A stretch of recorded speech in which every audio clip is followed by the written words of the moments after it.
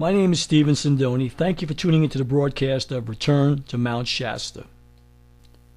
On April 18, 2008, I was a guest on Coast to Coast AM radio with host George Norrie to discuss the legend of J.C. Brown. In May of 1934, a man appeared in the office of the editor of the Stockton Record newspaper named J.C. Brown. The man claimed to have found a tunnel on Mount Shasta that led to an ancient city 11 miles underneath the mountain.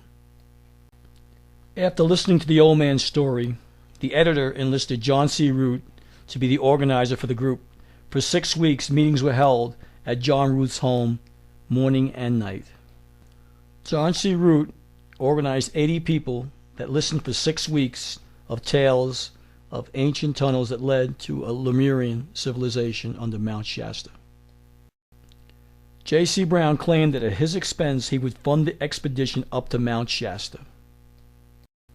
On the morning of June 19, 1934, 6 weeks later, 80 people waited at the Stockton Harbor for J.C. Brown to arrive. But he never did. J.C. Brown had simply vanished. The Stockton police were immediately called in. The police could find no wrongdoing. J.C. Brown had not taken a cent from anyone. He simply vanished. After reading the legend, I discovered to follow the clues and see what I would come up with. I was able to discover the true identity of the man who called himself J.C. Brown. His real name was J.B. Body. And J.B. Body, alias J.C. Brown, did in fact work for the Lord Cowdray Mining Company, and he was a geologist and was worth over $45 million in 1934. After discovering the true identity of J.C. Brown, I tracked J.B. Body from Mexico across the U.S. Laredo border. The date of the border crossing in from Laredo, Texas, from Mexico, coincided with the legend. And on that date, J.B. Body did cross in from Mexico through Laredo, Texas with Lord Cowdray himself, the owner of the Lord Cowdray Mining Company. I learned that on the second trip into the U.S. through the Laredo, Texas border, J.B. Body brought with him 3 other geologists to return to Mount Shasta to dig out the tunnel. After going public with the story on April 18, 2008, I decided 3 months later in June to travel to Mount Shasta to try to find the hidden tunnel. In June of 2008, I headed west to Mount Shasta. No sooner had I reached the Pacific Northwest, I found myself under surveillance. And as a direct result of this surveillance, there were several attempts on my life. I returned to the East Coast, and thereafter, there were 3 other attempts on my life. The assault on my life had now continued. I was now under constant watch. My computer had been hacked into several times, my telephone was tapped, and I was being followed by black helicopters on a daily basis. But why? Who are these people? I needed to know the answer. Why was someone trying to kill me? So on the anniversary of my Coast to Coast show with George Norrie, I decided to return to Mount Shasta. Knowing there was a chance that I would be followed, I purchased a Greyhound bus ticket to San Diego, California. No sooner had I boarded the bus in New York City, there were 2 men that appeared to me to be suspicious that I believed were following me. One of the men introduced himself as Glenn. Glenn was a black Afro-American, approximately 6 feet tall, weighing about 200 pounds, wearing a dark baseball cap. Glenn told me that he was heading to Las Vegas. When we arrived in Kansas, he tried to get me set up at a rest stop. When this tactic didn't work, he created a scene on the bus that nearly got me stabbed.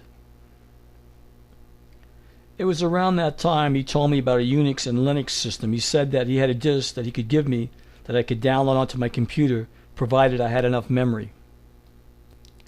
Glenn then asked me about how much memory I had on my computer on my laptop, and what kind of operating system I was using.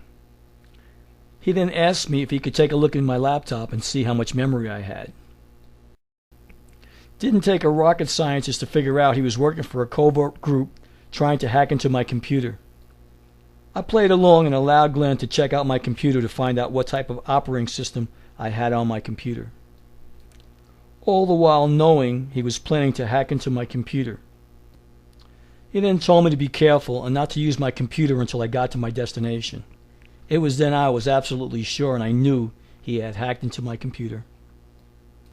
Not long after, the bus driver announced that due to a bad snowstorm, we would be stuck in Denver, Colorado. Glenn then tried to convince me to get off the bus in Colby, Colorado, and go back to Pittsburgh to get another bus heading west. Why would I travel 1,500 miles back to Pittsburgh if I was going to San Diego? And why would he travel 1,500 miles back if he was going to Las Vegas? I stayed on the bus, and he got off in Colby, and I went on to Denver, where I was stranded for the next 8 hours.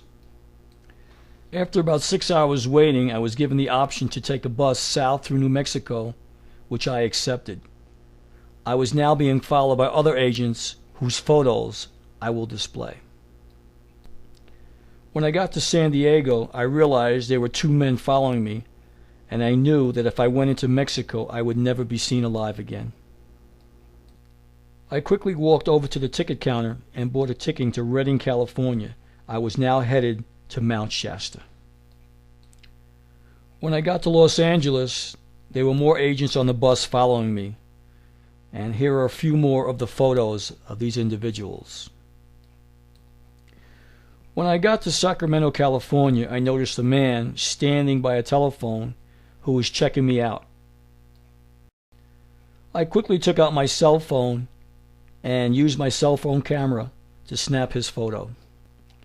Immediately after taking his photo, he picked up the pay telephone and dialed the number. I walked over to the vending machine that was next to the telephone to where the agent was speaking and overheard him saying, "The rabbit is heading to Redding, California."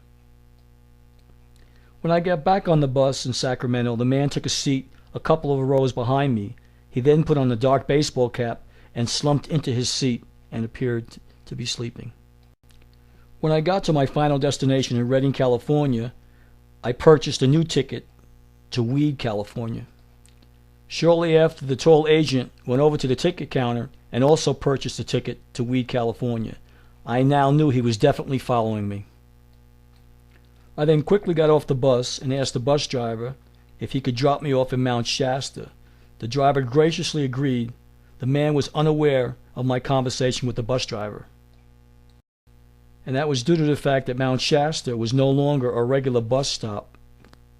As the Greyhound bus pulled out of the Redding, California station, I snapped a photo of a black helicopter that was directly overhead, following the bus. Unaware of the unexpected stop in Mount Shasta, the bus driver stopped, let me off, and the man was totally confused, allowing me to get to Mount Shasta. I had outsmarted him and was able to make it to Mount Shasta. Once arriving in Mount Shasta, I met a woman, and I told her about the legend of my quest to find a tunnel that J.C. Brown had claimed he found in 1905. I told her that it was my belief that I would find the entrance on the north side of Mount Shasta. She then proceeded to tell me that if I was planning on going to the north side of the mountain, I should not go alone. She went on to say that in Weed, California, there's a road that runs behind the mountain to McLeod that leads to a dirt road called Military Road. UFOs have been seen landing there, and bulldozers are sent in to cover up the evidence. I thanked her for the information. I was beginning to understand why the secret government did not want me to reach Mount Shasta. Later that day, I headed up the mountain to Bunny Flat. The road was closed due to snow. I climbed approximately 500 feet and marveled at the mountain's summit. I had finally reached the magic mountain. I found a rock and a place to sit so I could meditate, and it was then I heard a voice, "Welcome home." Thank you all for listening. May I see you all on the other side.